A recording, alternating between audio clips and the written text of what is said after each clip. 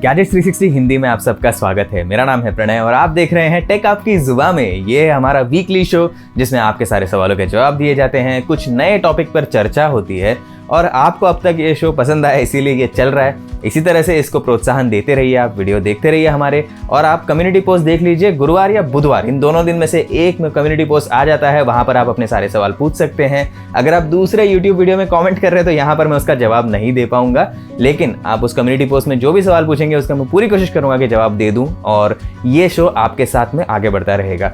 तो अगर वीडियो पसंद आता है तो लाइक जरूर कीजिए और अपने दोस्तों के साथ में शेयर भी कीजिए ताकि उनको भी पता चले कि यहाँ पर उनके सवालों के जवाब मिल सकते हैं और वो भी आ जाएं हमारे चैनल पर। और साथ में अगर आपको हमारे वीडियोस पसंद आते हैं जरूर हमारे चैनल पर सब्सक्राइब कीजिए, बेल आइकन भी दबा दीजिए ताकि आपको नोटिफिकेशन मिलते रहें जब भी हम नए वीडियोस पब्लिश करते हैं। तो चलिए आज के वीडियो की शुरुआत करते हैं। सबसे पहले टॉपिक बता दूं आज का क्या है। आपने तो कम्युनिटी पोस्ट में देख ही लिया होगा, लेकिन अगर नहीं देखा है तो सुन लीजिए। आजकल क्या हो रहा है ना, मार्केट में एक ही कंपनी के 4-4, 5-5 ब्रांड आ रहे हैं मार्केट में और वो सारे पूरे मार्केट में प्रोडक्ट भर के रख दिया उन्होंने। तो फिर आपको ऐसा लगेगा कि मतलब मैं ये ब्रांड छोड़कर दूसरे ब्रांड का फ़ोन ले रहा हूँ, लेकिन आप देखेंगे कि वो तो एक्चुअली एक ही पेरेंट कंपनी का है। अब इसका सबसे बड़ा उदाहरण है BBK इलेक्ट्रॉनिक्स नाम की एक कंपनी जिसके पास अभी 5 ब्रांड है भारत में। अब सोच लीजिए एक कंपनी के पास 5-5 फ़ोन के ब्रांड है भारत में। अब इसके ब्रांड्स हैं OnePlus, Vivo, Oppo, Realme और iQOO। 5 ब्रांड एक ही कंपनी के अंडर आते हैं। इसी तरह Xiaomi ने पोको ब्रांड शुरू किया है। अभी पहले तो वो मतलब ऐसे सब ब्रांड जैसा लग रहा था, लेकिन इंडिपेंडेंट कंपनी बन चुकी है अभी, ऐसा Xiaomi का कहना है। तो इस तरह से हमने काफ़ी सारे देखे हैं कि अलग अलग कंपनीज ने अलग अलग स्ट्रैटेजी ट्राई की है। अभी आप Lenovo के बारे में भी जानते ही होंगे। Lenovo एक कंपनी है जो फ़ोन्स बनाती है और साथ में एक Motorola नाम का ब्रांड है, जो आप में से काफ़ी लोगों ने हमको Motorola One Fusion Plus के रिव्यू में कहा भी था कि ये ब्रांड काफ़ी अच्छा है, मुझे पसंद है वगैरह वगैरह। तो वो ब्रांड Lenovo कंपनी का ही है। तो इस तरह से आप नाम देखकर पता भी नहीं कर सकते कि ये सारे के सारे ब्रांड्स वाले एक ही कंपनी के हैं या नहीं। तो मार्केट में आजकल क्या चल रहा है इसके बारे में कुछ चीज़ें बता दूंगा मैं इस वीडियो में। तो सबसे पहले ये बताना चाहिए कि इस तरह के मतलब अलग अलग फ़ोन ब्रांड बनने की शुरुआत क्यों हुई थी। अभी जहाँ तक मैंने रिसर्च किया, जहाँ तक मुझे याद है, जब पहले मार्केट में ये सारे ब्रांड्स आए थे तभी इन्होंने क्या देखा कि ऑफलाइन के लिए हम अलग स्ट्रैटेजी यूज़ करेंगे, ऑनलाइन मार्केट के लिए अलग स्ट्रैटेजी यूज़ करेंगे। अब जो ऑफलाइन वाले स्मार्टफोन थे उनमें आप तो देख ही रहे होंगे, कुछ कुछ कंपनियां अभी भी कर रहे हैं वो 20-35 हज़ार के प्राइस में। देख लीजिए आप क्या प्रोसेसर मिल रहे हैं आपको। अभी हाल ही में हमने एक फ़ोन का ऐसे रिव्यू किया था जो 35,000 रुपये के आसपास फ़ोन था वो, और उसमें आप देख लीजिए स्नैपड्रैगन 720G प्रोसेसर दिया हुआ है। तो इस तरह से हमने देखे थे ऑफलाइन ओनली फ़ोन्स जिनमें दाम बहुत ज़्यादा है, प्रोसेसर बहुत वीक है, फोकस कहीं और है, कैमरा वगैरह पे ज़्यादा फोकस है। लेकिन अगर आप प्राइस टू परफॉर्मेंस रेशियो का देखेंगे, उसके कंपैरिजन करेंगे तो बाकी स्मार्टफोन से इतना नहीं मिल पाएगा वो। तो हुआ ये था कि ये सारे कंपनी ने सोचा कि अभी ऑनलाइन ओनली हम अगर स्मार्टफोन लॉन्च करते हैं तो हम Xiaomi जैसे कंपनी को टक्कर दे सकते हैं, या फिर दूसरे कंपनियां भी जो मार्केट में उनसे कम प्राइस में हम अच्छे प्रोडक्ट्स दे सकते हैं। बस ये है कि अगर ऑफलाइन बेचना है तो फिर डिस्ट्रीब्यूशन नेटवर्क में, सेल्स वगैरह में काफ़ी सारा इन्वेस्टमेंट करना पड़ता है, क्योंकि अगर दुकानों तक फ़ोन को पहुँचाना है अलग अलग जगह पर और वहाँ पर भी मार्केटिंग होती है, होर्डिंग वगैरह लगते हैं, एडवर्टाइजिंग करनी पड़ती है ऑफलाइन भी। तो ये सारी चीज़ों में जो पैसा जाता है वो आपके पास में ट्रांसफ़र हो जाता है और आप ज़्यादा पैसे देते हैं। तो इन कंपनी ने क्या सोचा, हम सिर्फ ऑनलाइन ओनली फ़ोन लॉन्च करेंगे, ये सारे हम बड़े शहरों में बेचने की कोशिश करेंगे और देखते हैं क्या होता है, चलता है कि नहीं। अब ये स्ट्रैटेजी चल गई। जैसे ही चली तो उसके बाद में उन्होंने देखा कि चलो अरे अभी ये स्ट्रैटेजी तो अच्छी है, तो अभी ऐसा करते हैं कि ऑनलाइन ओनली पहले फ़ोन लॉन्च करेंगे, फिर उसमें से कुछ ऑफलाइन लेके आ जाएंगे थोड़े दाम बढ़ा के, या फिर ऑफलाइन मार्केट में जो अनऑफिशियली बेचते हैं फ़ोन्स, काफ़ी सारे किराएदार आप देखने होंगे कि 1000 रुपये के मार्कअप पे बेचते हैं ये कुछ स्मार्टफोन्स को। तो ऐसा भी कुछ हो रहा था। तो इसमें हुआ ये कि इन कंपनी ने सोचा कि चलो मेरा जो ऑफलाइन ब्रांड बन चुका है अभी, उसको मैं ऑनलाइन एक्सक्लूसिव नहीं लाऊंगा, मैं एक नया ब्रांड क्रिएट करूंगा जो ऐसे टारगेटेड होगा इन लोगों के पास में। क्योंकि क्या होता है ना, अभी आप में से बहुत सारे लोगों ने बहुत दिनों से कमेंट किए हैं कि ऐसे ओप्पो वीवो के फ़ोन थोड़े ओवर प्राइस्ड हैं ऐसा करके। अब मैं पूरी तरह से सहमत नहीं हूँ उससे, क्योंकि चलो प्रोसेसर के मामले में पूरी तरह से मानूंगा कि हाँ भाई, मतलब इतने पैसे ले रहे हो आप, तो ऑफलाइन वाले जो फ़ोन्स है स्पेशली उनकी बात कर रहा हूँ, इतने पैसे अगर आप ले रहे हो तो इतना कम पावर का प्रोसेसर क्यों देना है। लेकिन उनकी स्ट्रैटेजी क्या है, वो ऑफलाइन बेचने का सोच रहे हैं। तो वो सोच रहे हैं कि ऑफलाइन मार्केट में लोगों को क्या पसंद आता है, तो कैमरा पसंद आता है लोगों को और लुक्स अच्छी होनी चाहिए, इन पे फोकस करके वो वहाँ पर मार्केटिंग कर रहे थे। अभी उन्होंने क्या किया कि ओप्पो जैसी कंपनी अगर ऑनलाइन एक्सक्लूसिव फ़ोन्स भी बेचने लगेगी तो उसका जो ब्रांड वैल्यू जो क्रिएट हुआ है ऑफलाइन मार्केट में वो थोड़ा डाइल्यूट होने का चांस है। ये सब शायद सोच के उन्होंने Realme नाम का एक सब ब्रांड पहले शुरू किया था जो बाद में इंडिपेंडेंट कंपनी बन गई। अभी Realme ब्रांड का देखिए टारगेट अब क्या है, वो सारे एकदम कम से कम प्राइस में बढ़िया से बढ़िया प्रोसेसर वाले स्मार्टफोन लॉन्च करते हैं। उनके कैमरे शायद उतने अच्छे ना हो जितने आपको ओप्पो के स्मार्टफोन में मिल जाएं, ओवरऑल आप देख लीजिए वैल्यू पैकेज काफ़ी अच्छा है, लेकिन उसका जितना अंडर 20,000 रुपीज़ जितनी प्रोग्रेस की है रियलमी ने, उतना शायद ओप्पो ब्रांड खुद ही अगर आ जाता तो शायद नहीं कर पाता, क्योंकि फिर ऐसे हो जाता है कि आप देख लोगे ओप्पो का एक फ़ोन है स्नैपड्रैगन 720G वाला 10,000 में मिल रहा है, ओप्पो का दूसरा फ़ोन है स्नैपड्रैगन 720G वाला वो मिल रहा है 35,000 में। तो इसके कारण कन्फ्यूजन अवॉइड करने के लिए शायद उन्होंने इनिशियली ये स्ट्रैटेजी की थी, लेकिन अब देख लीजिए रियलमी अपने पैर पर खड़ा हो चुका है, काफ़ी आगे बढ़ चुका है। और आप मार्केट में जाके ढूंढिए फ़ोन किसी भी प्राइस रेंज में, तो ये बीबीके इलेक्ट्रॉनिक्स कंपनी जो है इसका कोई ना कोई स्मार्टफोन आपको ज़रूर पसंद आएगा हर प्राइस रेंज में। तो आप बोलेंगे कि चलो प्रीमियम फ़ोन चाहिए मुझे, मैं खरीदना चाहता हूँ फ़ोन 30,000 रुपये से ज़्यादा में, तो आप देख लीजिए वहाँ पर सबसे पहले OnePlus Nord खड़ा है आपके सामने, फिर OnePlus 7T है, उसके ऊपर आपको Vivo X50 Pro जैसा स्मार्टफोन मिल जाएगा। तो ऐसे अलग अलग विकल्प तो आपको मिलते ही रहेंगे, OnePlus 8 Pro भी है वहाँ पर। तो आप बोलेंगे कि नहीं मुझे 10,000 के अंदर का स्मार्टफोन लेना है, फिर आप देख लीजिए वहाँ पर आपको मिल जाएगा रियलमी का काफ़ी अच्छा स्मार्टफोन, और उसी तरह से आपको एक दो मॉडल इसके भी मिल जाएंगे वीवो और ओप्पो के भी जो बजट वाले हैं, जैसे आई थिंक Vivo U20 या U10, इन दोनों में से कोई एक अभी भी अंडर 10,000 मिल रहा है या 10,000 के आसपास ही मिल रहा है। तो ऐसे अलग अलग ऑप्शन आपको मिल जाएंगे, तो किसी भी प्राइस रेंज में जाइए आप उसी कंपनी का फ़ोन अल्टीमेटली खरीदेंगे, और यही मेरे ख्याल से तो उनकी स्ट्रैटेजी है। अभी मैंने इन सारी कंपनियों से बात की है, भले ही वो Xiaomi पोको हो या फिर Vivo ओप्पो रियलमी, इन सबसे अलग से बात करने के बाद में सबने यही कहा है कि हम इंडिपेंडेंट है पूरी तरह से, हमारा कोई नाता नहीं है दूसरे कंपनी से, रिसर्च इंडिपेंडेंट होता है, सब कुछ इंडिपेंडेंट होता है। ठीक है, मतलब आपका कहना है ये पूरी बात सही है, लेकिन आप भी देख लीजिए अभी आप लोग काफ़ी स्मार्ट लोग हैं, आई थिंक ऑडियंस जो है हमारी, ये मैंने बहुत बार देखा है कि बहुत बारीकी से परखते हैं स्मार्टफोन्स को। तो आप मैं दो उदाहरण दूंगा आपको, फिर आप ही सोच लीजिए कितना इंडिपेंडेंट है और कितना क्या है। अब सबसे पहला उदाहरण जो है बहुत ही रिसेंट है, आप लोगों ने देखा ही होगा, रिव्यू में हमने बोला भी था, पोको M2 Pro नाम का एक स्मार्टफोन लॉन्च हुआ था। अब पोको जो है इंडिपेंडेंट कंपनी है, उसका कोई लेना देना नहीं है Xiaomi से रिसर्च वगैरह के इसमें, सही है ना। फिर आप देख लीजिए वही Redmi Note 9 Pro वो स्मार्टफोन को, दोनों स्मार्टफोन के रिव्यू हमारे चैनल पे आप जाके देख लीजिए, आप ही समझ जाएंगे पूरी तरह से मिलते जुलते हैं। इनमें बस एक चार्जर का फर्क है और कुछ सेल्फी कैमरा का मोड उन्होंने अलग दिया, शायद इसमें नाइट मोड या कुछ था एक्स्ट्रा, बट उसके अलावा दोनों स्मार्टफोन एकदम जुड़वा भाई हैं। बस लेबल बदल दो, एक में Redmi हटा के पोको लिख दो और हो गया वो दूसरा स्मार्टफोन, ऐसा हालत है। तो ये देखने के बाद में आप कैसे कहेंगे कि ये इंडिपेंडेंट है कंपनीज या फिर पूरी तरह से इंडिपेंडेंट रिसर्च हो रहा है यहाँ पर। उसी तरह पिछले साल ऐसे दो स्मार्टफोन आए थे, अभी एक का नाम था Realme X, popup selfie camera था उसमें, काफ़ी पसंद आया था वो स्मार्टफोन, हमने अच्छा रिव्यू भी दिया था उसको। और उसके बाद में एक और स्मार्टफोन आया था, उसका नाम था Oppo K3 मेरे ख्याल से, K1 और K3 में बार बार कंफ्यूज होता है, माफ़ कर दीजिए, लेकिन आप जाके देख लेना, हमारे चैनल पर आपको उसका रिव्यू मिल जाएगा। तो ओप्पो का K सीरीज़ का वो स्मार्टफोन और Realme X, ये दोनों पूरी तरह से मिलते जुलते थे, बस थोड़ी बहुत उसमें अंतर ये था कि एक में बेस वेरिएंट में शायद 4 GB रैम था और दूसरे में 6 GB रैम था, और स्टोरेज में थोड़ा बहुत अलग था, ऐसे कि एक में 64 GB बेस में स्टोरेज था, दूसरे में 4/128 ऐसा कॉम्बिनेशन दिया था, ऐसा कुछ था। अब ये स्मार्टफोन रिव्यू करते वक्त हमें भी लगता है कि एक रिव्यू कर लिया, अगले हफ्ते दूसरा आ गया, वो भी एकदम ही सेम फ़ोन है, अरे इसमें रिव्यू में हम बोले भी क्या, पूरा जुड़वा भाई टाइप सीन हो गया ना। अभी इस तरह के दो उदाहरण मैंने आपको दे दिए, आप देख के ही बता दीजिए, मतलब अगर इंडिपेंडेंट कंपनी है पूरी तरह से तो इस तरह के उदाहरण क्यों आएंगे।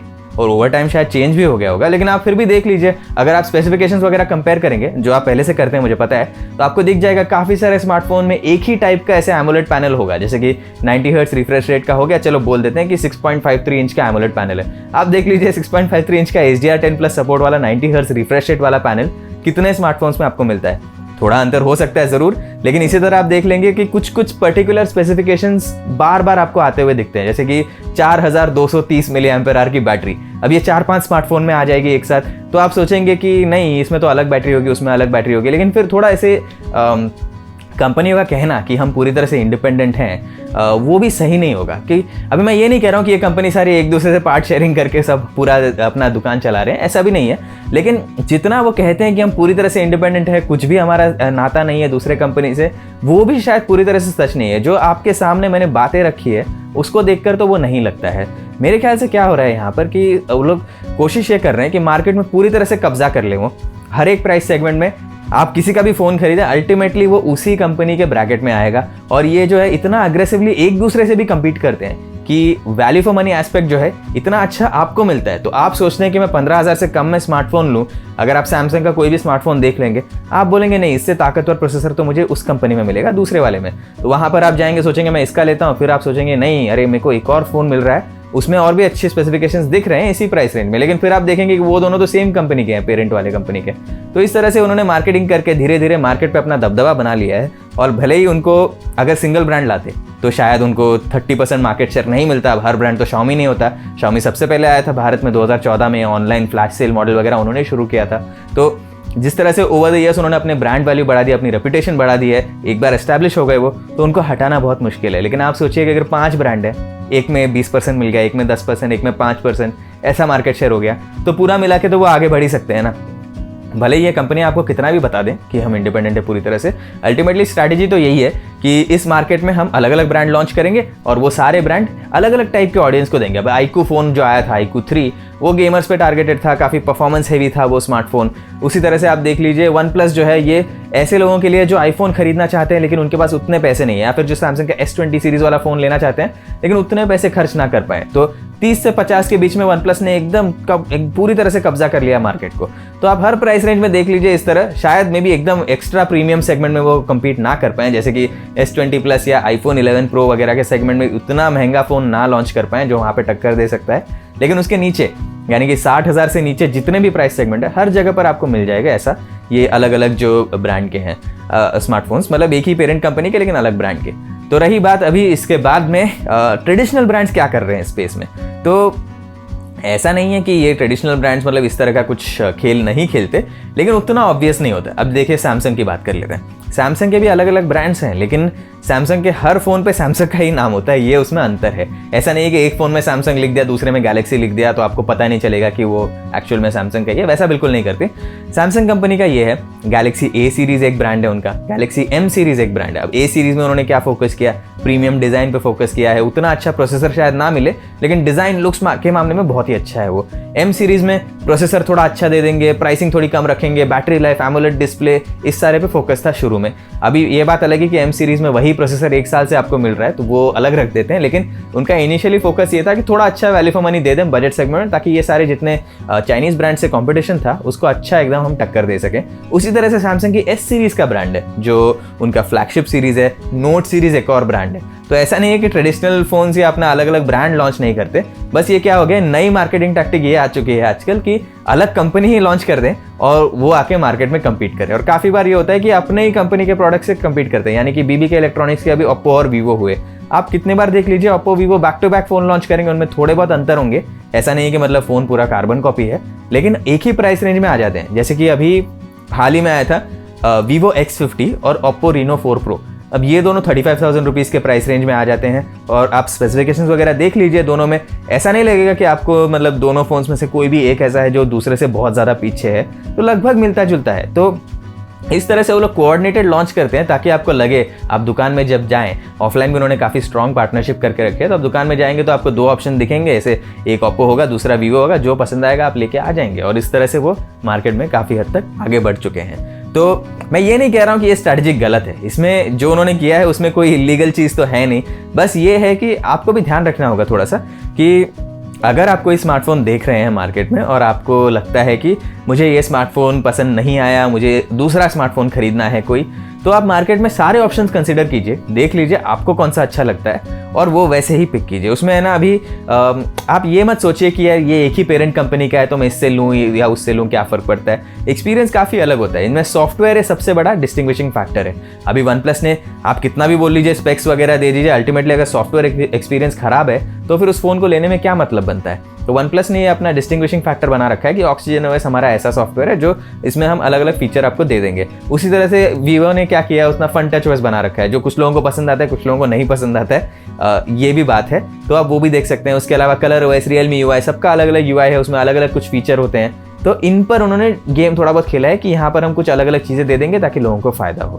तो ये रही बात इस सब की। अब आपके सवालों के भी जवाब देने की कोशिश करते हैं हम। आपने काफ़ी सारे सवाल पूछे हैं, हर हफ्ते यही मेरी कोशिश होती है कि आपके सवालों के जवाब मैं पूरी तरह से दे दूँ। तो चलिए आज के एपिसोड में भी देख लेते हैं क्या पूछा है आपने। सबसे पहले सैयद मोहम्मद इरशाद, इन्होंने पहले भी सवाल पूछा है। हमारे रेगुलर व्यूअर्स मुझे बहुत पसंद है, बार बार जो लोग आते हैं देखने के लिए, बहुत अच्छा लगता है। Thank you for coming back. Business point of view से ये तो सही है, कस्टमर को प्रोडक्ट चाहिए वो भी अच्छा और मुनासिब दाम में, इतने सारे प्रोडक्ट ऑप्शन हैं तो अच्छा है। ये बिल्कुल सही व्यू पॉइंट है, क्योंकि अल्टीमेटली आप देख लीजिए इस पूरे डिबेट में विनर कौन है। मतलब कंपनी को 20% मार्केट शेयर मिले या 40% मार्केट शेयर मिले, उससे हमें और आपको क्या फ़र्क पड़ता है। हमें क्या चाहिए, अच्छी वैल्यू चाहिए। अगर फ़ोन सस्ता है और अच्छा प्रोसेसर दे दे, अच्छे कैमरे दे दे, तो मैं तो ले लूँ। मुझे क्या फ़र्क पड़ता है कि मतलब वो कौन से एक ही पेरेंट कंपनी का है या नहीं है। अभी मैं जाकर मार्केट में देखूंगा, मेरे रिक्वायरमेंट के हिसाब से जो सबसे बढ़िया स्मार्टफोन है वही लूँगा। तो इनका वही कहना है, बिजनेस पॉइंट ऑफ व्यू से मतलब वो कंपनी के लिए तो अच्छा ही, साथ में हमारे लिए भी अच्छा है क्योंकि ज़्यादा वैल्यू फॉर मनी मिलती है। अभी आप देख लीजिए, अगर Xiaomi के सामने सिर्फ एक ही कंपनी होती जो उसको टक्कर देती तो Xiaomi शायद इतना अच्छा वैल्यू फॉर मनी प्रोडक्ट आपको नहीं देता। लेकिन अब मार्केट में इतने सारे ब्रांड्स हैं जो एक दूसरे को टक्कर दे रहे हैं, तो आपको अगर Xiaomi फ़ोन पसंद नहीं है आप Motorola ले सकते हैं, Motorola पसंद नहीं है आप Nokia ले सकते हैं। ये सारी चीज़ पॉसिबल इसीलिए क्योंकि बहुत ज़्यादा ब्रांड आ चुके हैं अभी मार्केट में। मुझे लगता है कुछ दिनों में ये कंसोलिडेट होएगा, कुछ ब्रांड्स निकल जाएंगे और अल्टीमेटली 4 या 5 ब्रांड बचेंगे बजट सेगमेंट में भी, बट वो दिन अभी नहीं आया है, कुछ दिन लगेंगे इसमें। तो देखते हैं तब क्या होगा। तब तक अच्छी वैल्यू मिल रही है तो लेते रहिए, मज़े, फ़ोन अच्छे आ रहे हैं मार्केट में, खरीद लीजिए, वही है बात। आगे बढ़ते हैं, चलो। अनुराग गुप्ता जी का पूछना है, ये भी हमारे रेगुलर व्यूअर हैं। मैं आपकी सीरीज से बहुत खुश हूँ क्योंकि आप मेरे सारे प्रश्नों का जवाब देते हैं। सही है Amit, thank you for coming back. Regular viewers मुझे बहुत पसंद है। अभी इनका सवाल ये है कि M31s लॉन्च किया है सैमसंग ने, जिसमें फीचर है सिंगल टेक, जिसको लेकर बहुत हाइप बनाया जा रहा है। ये सही है, जबकि फीचर सब स्मार्टफोन में फ़ोटो एडिट वाले ऑप्शन में मिल जाता है, जबकि उसके ख़राब प्रोसेसर, डिस्प्ले में रिफ्रेश रेट भी नहीं है, बैक में प्लास्टिक है, वो भी 20,000 रुपये के ज़्यादा ओवर प्राइस नहीं लगता आपको? अनुराग जी, मैंने M31s के रिव्यू में एग्जैक्टली यही कहा है कि इनका फ़ोन जो है उस प्राइस रेंज के लिए इतना अच्छा नहीं है। मुझे मतलब उसका, देखिए फ़ोन का परफॉर्मेंस अच्छा था, ऐसा नहीं कि ख़राब था, लेकिन आप देख लीजिए 20,000 रुपये के प्राइस रेंज में आपको क्या क्या प्रोसेसर मिल जाएंगे और कहाँ सैमसंग वही 9611 वाला स्मार्टफोन दे रहा है फिर से, तो उसके लिए मुझे वो ज़रूर ओवर प्राइस लगता है। उसके अलावा आपने पूछा डिस्प्ले में रिफ्रेश रेट भी उतना अच्छा नहीं है। अभी 90 हर्ट्ज रिफ्रेश रेट आपको हर स्मार्टफोन में तो नहीं मिल सकता है, यहाँ मिल जाता तो अच्छा होता, लेकिन फिर भी एमोलेड डिस्प्ले इसका है वो बहुत ही बढ़िया है, तो इसके लिए मैं डिस्प्ले के लिए ज़्यादा तो कुछ नहीं कहूँगा। और आपने कहा है कि वो सिंगल टेक वाला फीचर, अभी देखिए सिंगल टेक वाला फीचर आपने बिल्कुल सही कहा है, वो एडिटिंग एप्लीकेशन के द्वारा आप तो कर सकते हैं, बात बिल्कुल सही है। बस ये है कि अगर स्टॉक कैमरा ऐप में वो इंटीग्रेटेड हो तो उसके 2-3 फ़ायदे होते हैं। अब सबसे पहली बात यह है कि एंड्रॉयड में आप देख लीजिए, सबसे बड़ी प्रॉब्लम मुझे ये लगती है एंड्रॉयड में कि हर स्मार्टफोन में अलग अलग कैमरा ऐप होता है। अब उसका कारण ये है कि हर स्मार्टफोन में अलग अलग कैमरा सेटअप होता है और उसके साथ ऑप्टिमाइज़ करने के लिए वो अपना अलग कैमरा ऐप शिप करते हैं। जैसे कि रियलमी में जो कैमरा ऐप दिया जाता है वो कैमरा ऐप आपको वीवो में नहीं मिलेगा, उस पर अलग होता है, मोड्स अलग होते हैं, ऑप्शन अलग होते हैं, हर एक फ़ोन के हिसाब से कस्टमाइज़ किए जाते हैं। तो अगर कोई टेक्नोलॉजी बिल्ट इन है उसमें स्टॉक कैमरा ऐप में तो वो बहुत ही बढ़िया चलेगी क्योंकि वो ऑप्टिमाइज होती है उसके कैमरा सेटअप के लिए। अगर थर्ड पार्टी एप्लीकेशन होता है, कोई भी कैमरा ऐप ले लीजिए आप एंड्रॉयड में, वो ऐसा नहीं होगा कि हर स्मार्टफोन के हर कैमरे का ठीक से फ़ायदा उठा सकता है वो। क्योंकि आप देख लीजिए, बहुत लोगों ने, आपने बहुत बार कमेंट करके पूछा भी है कि गूगल कैमरा ऐप का रिव्यू दे दो इस स्मार्टफोन के लिए, उसके लिए ज़्यादातर समय मैं नहीं करता हूँ वो, क्योंकि जो गूगल कैमरा ऐप होता है वो थर्ड पार्टी डेवलपर्स यानी कि आप मेरे जैसे एंथुसियास्ट लोग उसके लिए कस्टमाइज करते हैं और फ़ोन के लिए लॉन्च करते हैं। तो जब भी वो चलता भी है ना, तो भी आप देख लेंगे कितने बार कि आप कैमरा मोड में स्विच करेंगे, पोर्ट्रेट से आप वाइड एंगल कैमरा में जाएंगे तो ऐप क्रैश कर जाता है। उसका कारण ये है कि वो गूगल कैमरा ऐप जो है वो पिक्सल स्मार्टफोन के लिए बना था और बाकी के लिए ठीक से ऑप्टिमाइज़ नहीं हुआ। उसको ऑप्टिमाइज़ करने में समय लगता है, जो ऐसे मॉडर्न लोग बैठ के करते हैं। तो इसी कारण मुझे लगता है कि वो सिंगल टेक फीचर बाकी ऐप में हो तो भी ठीक है, लेकिन बिल्ट इन है, इसका मतलब बहुत ही अच्छा चलता है। और काफ़ी लोगों का ऐसा होता है कि हर आदमी जो फ़ोन खरीदता है वो इतना नॉलेजेबल नहीं होता है आपकी जितना। काफ़ी लोग ऐसे होते हैं जो बहुत ही बेसिक यूज़र होते हैं। अब उनके लिए ऐसा एक फ़न कैमरा मोड मिल गया, वो फोटो लेके व्हाट्सएप पे भेज देंगे तो उनके लिए अच्छा ही है वो, मुझे नहीं लगता उसमें कोई प्रॉब्लम है। बट बाकी जो आपने कहा कि ओवर प्राइस वगैरह है, उससे मैं सहमत हूँ। सैमसंग को अभी थोड़ा और ताकतवर प्रोसेसर देना चाहिए। प्लास्टिक बैक होने से इतना कोई नुकसान नहीं है उसमें, क्योंकि उसकी बिल्ड क्वालिटी काफ़ी स्टडी है, उसमें कोई प्रॉब्लम नहीं है। बस इसी फ़ोन में अगर स्नैपड्रैगन 730G जैसा भी प्रोसेसर दे दें, 765 भी नहीं मांग रहा हूँ मैं, 730G या 730 जैसा कोई प्रोसेसर अगर इसमें मिल जाए तो बहुत ही बढ़िया रहेगा। फिर तो मैं 20-25 हज़ार देने को भी तैयार हूँ उसके लिए, क्योंकि अल्टीमेटली सैमसंग के फ़ोन्स में जो UI है, One UI, वो मुझे बहुत पसंद है। तो चलिए, होपफुली आपके सवाल का जवाब पसंद आया आपको, अच्छा लगा तो कमेंट कर देना, आप देख लेते हैं, अगले बार भी सवाल पूछिएगा आप। राकेश चौधरी, ये भी हमारे रेगुलर व्यूअर हैं, इनका पूछना है कि सर मुझे लगता है ये सारी कंपनी के कस्टमर को कंफ्यूज कर रही हैं, इतने सारे जैसे डिवाइस अलग अलग नाम से लाकर। इन सभी कंपनियों से किसी का भी सॉफ्टवेयर अच्छा नहीं है, सब में ब्लोटवेयर, वो भी कॉपी पेस्ट किए जाने जैसा फील होता है, सभी एक ही थाली के चटे बटे हैं। ओके, और इनके द्वारा सारे डिवाइस लॉन्च करना मुझे बिल्कुल भी सही नहीं लग रहा है। राकेश जी, अभी आपने जो स्टेटमेंट दिया वो थोड़ा जनरलाइज लगा मुझे, ठीक है। बजट सेगमेंट में आपने जो कहा बिल्कुल सही है, लेकिन अब वन प्लस का उदाहरण ले लीजिए, वो भी मतलब ऐसा ही एक पेरेंट कंपनी का ही हिस्सा है। ऑक्सीजन ओएस बहुत ही बढ़िया सॉफ्टवेयर है, मतलब स्टॉक एंड्रॉयड में जो एनहांसमेंट्स किए उन्होंने मुझे काफ़ी पसंद है। ठीक है, तो ये एक पॉइंट हुआ। अब दूसरी बात ये है कि वो कन्फ्यूज़ करने वाली बात जो आपने कही थी, देखिए अभी मैं कुछ हद तक आपसे सहमत हूँ कि आप मतलब देख लीजिए एक ही टाइप के 2-3 फ़ोन होते हैं मार्केट में, तो उससे थोड़ा बहुत कन्फ्यूजन तो होता है। लेकिन दूसरी तरफ आप ये देख लीजिए, एक और मैं आपको व्यू पॉइंट दिखा रहा हूँ कि अगर आप मार्केट में नया Xiaomi का कोई भी स्मार्टफोन खरीदना चाहते हैं तो फिर ज़्यादातर टाइम फ्लैश सेल होती है पहले 1 महीने के लिए तो, और फिर वो उसमें स्टॉक में मिलता नहीं है। तो फिर आप क्या करेंगे, आपको अगर वो स्मार्टफोन पसंद आया और वही लेना है तो, क्योंकि वैल्यू फॉर मनी का काफ़ी बार ऐसा होता है कि Xiaomi के फ़ोन में सबसे बढ़िया होती है, तो फिर आप क्या करेंगे। तो अभी देख लीजिए Redmi Note 9 Pro अगर स्टॉक में नहीं है, आप Poco M2 Pro ले सकते हैं, वो स्टॉक में नहीं है तो आप Redmi Note 9 Pro ले सकते हैं। तो उस तरह से तो फ़ायदा होता है। लेकिन दूसरी बात आपकी बिल्कुल सही है कि इस तरह से एक ही जैसे दिखने वाले या फिर मतलब सेम फीचर वाले माइनर आइटरेशन करके जो लॉन्च करते हैं वो बिल्कुल गलत है। जैसे अभी मेरे को एक शिकायत है कि Xiaomi और Realme ये दोनों कंपनियां 500 रुपए के अंतर में इतने सारे मॉडल लॉन्च कर रही है। अब Realme का उदाहरण लेते हैं, बेस अपना जो एकदम सबसे बजट होता है ना उनका, बजट फोन्स का सेगमेंट जो है अंडर 10,000 रुपीज़, उसमें आप देख लीजिए आपको क्या क्या मिलता है। अब Realme C3 है, Realme Narzo 10A है, उसके 2 वेरिएंट्स हैं। अब Narzo 10A और C3 में इतना कम अंतर है कि उनके वो अलग अलग फ़ोन क्यों हैं ये मुझे अभी तक समझ में नहीं आया। वो C3 के ही मतलब 3 वेरिएंट हो सकते थे, इतने समान है वो एक दूसरे से। अब फिर नए 2 फ़ोन आ गए, Realme C11, C15, और अब मैं नया रिपोर्ट देख रहा हूँ, अभी आज ही Gadgets360.com पे आया था कि Realme 7 और 7 Pro भी लॉन्च होने वाला है। अरे कितने स्मार्टफोन लॉन्च करोगे उस सेगमेंट में, अभी मुझे समझ में नहीं आ रहा कि ज़रूरत क्या है इतने फ़ोन्स की। तो उसके कारण ज़रूर कन्फ्यूजन होता है।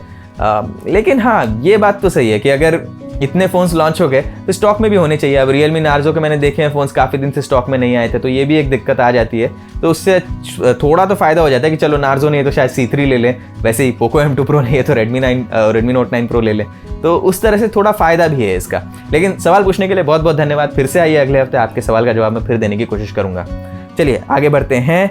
अभी अनुराग गुप्ता जी ने एक और सवाल पूछा है, लेकिन इसका जवाब मैंने कुछ हद तक दे दिया, तो मैं इसका ये वाले का जवाब नहीं दूंगा। अभी जो Narzo और Realme की बात हो रही थी वही उन्होंने मेंशन किया है। Thank you for mentioning it. मैं आगे बढ़ता हूँ, दूसरे लोगों के भी सवाल के जवाब देने हैं। अगले हफ्ते आप आइए, आपके दूसरे सवाल का भी मैं जवाब देने की कोशिश करूँगा। मनदीप चौधरी का कहना है कि मुझे बिल्कुल अच्छा नहीं लगता, मुझे पता नहीं है स्मार्टफोन कंपनी ऐसा क्यों करती है, और इस चीज़ को जल्दी रोकना चाहिए। स्मार्टफोन ऐसा होना चाहिए जिसमें अलग बात है, वरना आजकल तो कंपनियां सिर्फ कॉपी पेस्ट करने में ही लगी हुई हैं। कुछ अलग होता तो सिर्फ नाम। कुछ हद तक मैं आपकी बात से सहमत हूँ, लेकिन आप भी देख लीजिए इससे क्या होता है, मार्केट में चॉइस ज़्यादा हो जाती है। काफ़ी बजट से पे आप देख लीजिए 4 या 5 ऑप्शन मिल जाते हैं। अगर आप 3 साल पहले की बात देखें तो अंडर 10,000 आपको जो स्मार्टफोन्स मिलते थे उसमें शायद Redmi का ही फ़ोन ऐसा होता था जो रेकमेंड करने लायक था। बाकी सारे फ़ोन्स जो आपको देते थे प्रोसेसर वगैरह मतलब बहुत ही अंडर पार्ड वगैरह थे, और कैमरे तो आप एक्सपेक्ट भी नहीं कर सकते थे कि ठीक से फ़ोटो ले ले वगैरह। तो उस मामले में इम्प्रूवमेंट ज़रूर हुई है। लेकिन हाँ, अभी कन्फ्यूजन की बात से मैं आप कुछ नहीं कर सकता, मतलब कुछ नहीं कह सकता, वो तो बात आपकी सही है। अनूप पेडनेकर, ये भी हमारे रेगुलर व्यूअर हैं। इनका सवाल है कि इन कंपनियों ने इंडियन मार्केट में अपना बेस बनाया, इसीलिए ये कुछ और फ़ोन्स लॉन्च करते हैं सिर्फ मार्केट में रहने के लिए, और ज़्यादातर लोग ये देखेंगे भी नहीं कि M2 Pro और Note 9 Pro एक ही है स्मार्टफोन, जब तक आप बताते नहीं है। तो बता तो दिया अभी हम लोगों ने, वो तो एक मतलब आपका पॉइंट सही था, पहले ही मैंने मेंशन किया था। और ये जो बात है ना कि जो आपका कहना है कि इन कंपनियों को मार्केट में रहना है इसीलिए अलग अलग स्मार्टफोन लॉन्च कर रहे हैं, ये इससे मैं पूरी तरह से सहमत नहीं हूँ। मतलब ऐसा नहीं कि सिर्फ मार्केट में स्टे करना है इसीलिए लॉन्च कर रहे हैं। वैसे तो मतलब पहले भी बहुत सारी कंपनियां हुआ करती थी, जैसे जियोनी या फिर 1-2 और कंपनियां थी जिनके नाम मैं भूल रहा हूँ अभी, लेकिन टेक्नो और ऐसे बहुत सारी छोटी मोटी कंपनियां आई थी जो काफ़ी सारे फ़ोन्स लॉन्च करते थे उसमें। लेकिन ऐसा नहीं है कि आप बस फ़ोन लॉन्च कर दो आप मार्केट में रह गए। फ़ोन अच्छा भी होना चाहिए, बिकना भी चाहिए, तो ये अंडरस्टैंडिंग होना बहुत ज़रूरी है। तो ये जो फ़ोन्स लॉन्च कर रहे हैं, आप ये मत सोचिए कि बस इस तरह बस लॉन्च करने के लिए कर रहे हैं। ये उनकी स्ट्रैटेजी होती है, पूरी तरह से प्लानिंग होती है उनकी कि हम इस टाइम पे ये फ़ोन लॉन्च करेंगे ताकि हमारा ये सेगमेंट में एक नया फ़ोन आ जाए, ऐसा लगे कुछ नया है। क्योंकि at the end of the day आप भी सोचिए, मार्केट में कोई फ़ोन लेने जाता है, अगर 1 साल पुराना स्मार्टफोन अभी तक मार्केट में है तो कितने ही लोग खरीदेंगे उसको। सबको पता है कि एक बार फ़ोन को लॉन्च हुए 6 महीने हो गए तो फिर उसकी वैल्यू कम हो जाती है, क्योंकि नया प्रोसेसर आ जाता है, टेक्नोलॉजी आगे बढ़ जाती है। लोगों को लगता है कि ये 6 महीना है तो पुराना फ़ोन है, अभी तो नया मॉडल कुछ आएगा वो ले लेते हैं। तो उसको ऑप्टिमाइज़ करने के लिए भी ये कंपनियां नए नए फ़ोन्स लॉन्च करते रहते हैं। जागृति तिवारी का सवाल है, सर ये तो उनकी मार्केटिंग रणनीति है, लेकिन हम दूसरी तरफ ये भी देख रहे हैं कि आजकल कंपनियां अपने मोबाइल में 1 या 2 अपडेट देकर प्राइस बढ़ाते जा रही हैं। अब सैमसंग के M सीरीज़ या A सीरीज़ की बात करें थे तो Redmi 9 सीरीज़ या Realme की C सीरीज़ की बात करें, ये जो आजकल का ट्रेंड है ना कि फ़ोन पहले लॉन्च रहता है 16,000 में, फिर आप देख लीजिए एक हफ्ते बाद 16,500 हो चुका है, 2 हफ्ते बाद में 17,000 का हो चुका है। इसमें पूरी तरह से कंपनियों की गलती भी नहीं है, मैं इस ट्रेंड से नाखुश हूँ, ये तो मैं कह दूंगा सामने से। लेकिन आजकल माहौल बहुत मुश्किल चल रहा है, सप्लाई चेन वगैरह पूरी तरह से ठीक नहीं हुई है, काफ़ी सारे प्रोडक्ट्स अभी उतने स्टॉक में नहीं है जितने पहले हुआ करते थे। अब इसके कारण उनका दाम बढ़ रहा है, ये सारे एक्सटर्नल फैक्टर्स है, उनके कारण मेरे ख्याल से दाम बढ़ रहा है। ऐसा नहीं है कि कंपनी बस लॉन्च एक लो प्राइस पे कर रहे हैं और फिर जानबूझ के बढ़ा रहे हैं, कुछ केसेस में हो सकता है, मुझे नहीं पता। लेकिन जहाँ तक मुझे पता है सिचुएशन बहुत डिफिकल्ट है, मार्केट में सप्लाई की प्रॉब्लम है, डिमांड बहुत ज़्यादा है, इसीलिए ये दाम बढ़ने का प्रॉब्लम हो रहा है। अब दूसरी जो आपने कही थी कि सैमसंग M सीरीज़ या Redmi 9 Realme C सीरीज़, इन सब में ये प्रॉब्लम है। ज़्यादातर प्रॉब्लम मुझे एक्चुअली स्टॉक की लग रही है कि Redmi और Realme इन दोनों के फ़ोन्स इतने ज़्यादा स्टॉक में नहीं रहे हैं अभी जितने पहले हुआ करते थे, लेकिन होपफुली सिचुएशन इंप्रूव हो जाए आगे जाके, देखते हैं। मानस कुमार पटेल का सवाल ले लेते हैं। इनका सवाल है कि सर क्या बात है कि non Chinese company Chinese company को टक्कर दे नहीं पा रही है, क्या कमी हो रही है? मैं आपका रेगुलर व्यूअर हूँ, प्लीज़ पिक माय क्वेश्चन। चलो ठीक है, आपका सवाल तो उठा लिया, अगले हफ्ते फिर आना, लेकिन ऐसे रेगुलर व्यूअर एक बार बोल के भागना नहीं बिल्कुल भी। चलिए अभी मतलब मजाक कर रहा था, सीरियसली मत लेना उसको, आप आते हैं बार बार, मुझे अच्छा लगता है, ये जेन्युइन फीडबैक है मेरा। तो चलिए अभी आपका जो सवाल है, non Chinese company Chinese company को टक्कर क्यों नहीं दे पा रही है भारतीय मार्केट में, आप देख लीजिए मैन्युफैक्चरिंग स्मार्टफोन्स की कहाँ पर होती है। अब कोई भी फ़ोन कितना भी कह ले कि मेड इन इंडिया स्मार्टफोन है, अल्टीमेटली जो कोर कंपोनेंट्स है सारे चाइना से मैन्युफैक्चर होके आते हैं। अभी अगर आपका ओरिजिन कंट्री वही है, वहीं पर आपकी सप्लाई चेन वगैरह है, तो फिर आपका जो कॉस्ट है ओवरऑल वो काफ़ी नीचे आ जाता है। जैसे कि अभी सैमसंग जैसी कंपनी है, उसको चाइना में एक बेस बनाना पड़ेगा, वहाँ पर वो फैक्ट्री वगैरह है उनकी, उसमें सारे पार्ट्स मैन्युफैक्चर करने पड़ेंगे। तो उन्होंने क्या किया है, सैमसंग का अभी पूरा तो बेस चाइना में नहीं है, लेकिन कोई भी बड़ी स्मार्टफोन कंपनी है, एप्पल तक की जितनी बड़ी स्मार्टफोन कंपनी है जो अमेरिकन है, प्रीमियम ब्रांड जो माना जाता है, उसका भी बेस ऑपरेशन का चाइना में तो है ही, क्योंकि मैन्युफैक्चरिंग फैसिलिटी दुनिया की सारी चाइना में है। अब उसका वो हिस्टोरिकल कारण है, वो तो बहुत ही लंबा आंसर हो जाता है, वो अभी वहाँ पर नहीं जाएंगे। लेकिन इतना तो बता दूं कि अभी अगर आप एज अ फॉरेन कंपनी किसी दूसरे देश में आपको एक बेस बना के रखना पड़ रहा है ताकि आप वहाँ पर सब मैन्युफैक्चर करके फिर एक आप तीसरे देश में आके अपना फ़ोन बेचना चाह रहे हैं, तो आप देख लीजिए कितना उधर पे मतलब डिटूर हो गया आपके लिए, वर्सेस चाइनीज़ कंपनी जो चाइना में ही बेस्ड है और विद इन द कंट्री उनका मैन्युफैक्चरिंग है, फिर वो दूसरे कंट्री में जाके अपना फ़ोन एक्सपोर्ट कर रहे हैं बेसिकली। तो अगर मेड इन इंडिया होगा तो उनको इंपोर्ट ड्यूटी में डिस्काउंट मिल जाता है, लेकिन ओवरऑल उनका जो मैन्युफैक्चरिंग कॉस्ट है, जो प्रोडक्शन कॉस्ट है, वो काफ़ी कम रहता है वर्सेस अदर कंपनीज। दूसरी बात ये भी है कि कुछ कंपनियां यहाँ पर वो पोस्ट परचेज मोनेटाइजेशन जिसे कहते हैं, यानी कि स्मार्टफोन आप खरीदने के बाद में जो एड्स वगैरह दिखते हैं, ब्लोटवेयर वगैरह जो लोडेड आता है, उसको ज़्यादा अच्छे से ऑप्टिमाइज़ कर लेते हैं दूसरों के मुकाबले। तो इसीलिए ये कुछ फैक्टर्स है जिसके कारण शायद वो प्राइसिंग में ज़्यादा एग्रेसिव हो पाते हैं। लेकिन ये जो है ना टॉपिक, ये लोगों को ऐसे लगता है कि इसका बहुत ही सिंपल आंसर एक मिल जाएगा, ये एक्चुअली इतना ईजी टॉपिक नहीं है। ये जो मैंने आपको बताया वो ओवर सिंप्लीफाइड आंसर है इसका। एक्चुअल में जिस तरह ग्लोबल इकोनॉमी चलती है, अगर आप उसको थोड़ा सा स्टडी करेंगे तो आपको ये पता चल जाएगा कि इसको 2-3 मिनट में इसका जवाब नहीं दिया जा सकता। ये थोड़ा एक्चुअली अगर आप सीरियसली इसका स्टडी करेंगे तो अगर मेरे को 25 से 30 मिनट मिलेंगे तो शायद मैं इसका प्रॉपर आंसर दे पाऊंगा। लेकिन ओवरऑल बस इतना जान लीजिए कि बहुत ही कॉम्प्लेक्स चीज़ होती है ये, जिस तरह इकोनॉमीज चलती हैं, और अगर किसी स्मार्टफोन को अग्रेसिवली प्राइस करना है बहुत ज़्यादा, तो आपको इस बात पर भी ध्यान रखना पड़ेगा कि मार्केटिंग बजट कितना है उसका, और उसमें किस टाइप के कंपोनेंट्स यूज़ हुए हैं, और अल्टीमेटली कंपनी का प्रॉफिट कितना है। तो कुछ कंपनियां वॉल्यूम का गेम खेलती हैं, ज़्यादा फ़ोन बिके तो उनका प्रॉफिट बढ़ता है ओवर टाइम, और कुछ कंपनियां होती है एक फ़ोन पे मार्जिन ज़्यादा होता है तो कम यूनिट बिके तो भी उनका प्रॉफिट निकल जाए ऐसा। तो ये सारे बहुत ही लंबा डिस्कशन है, जितना मैंने सिंप्लीफाई करके बता सकता था बता दिया। अगली बार फिर आना, अच्छा सवाल पूछना, इसी तरह मैं कोशिश करूँगा और डिटेल में आंसर दे दूँ। तो चलिए अभी आगे बढ़ते हैं। अभी जितने सवाल थे मतलब मैक्सिमम मैंने जवाब तो दे दिया, अभी शो थोड़ा लंबा होते जा रहा है इसीलिए यहाँ पर रोक देता हूँ। अब आपके जिनके सवालों के जवाब नहीं मिले हैं उनसे मैं माफ़ी चाहता हूँ, अगले हफ्ते फिर पूछ लीजिए, मैं कोशिश करूँगा कि आपके सवाल के जवाब मिल जाए। टेक आपकी जुबान में का ये एपिसोड यहीं समाप्त होता है। वीडियो देखने के लिए बहुत बहुत धन्यवाद। अगर पसंद आया तो कॉमेंट कर दीजिए, लाइक कर दीजिए, इससे हमें काफ़ी प्रोत्साहन मिलता है। मैं फिर से आऊँगा यहाँ पर अगले शनिवार, वही 12-1 बजे के टाइम पर हम पब्लिश करते हैं, तो आपसे फिर मिलेंगे तभी। टेक आपकी जुबान में देखने के लिए बहुत बहुत धन्यवाद। टेक्नोलॉजी की और जानकारी चाहते हैं तो hindi.gadgets360.com पर जरूर जाइए।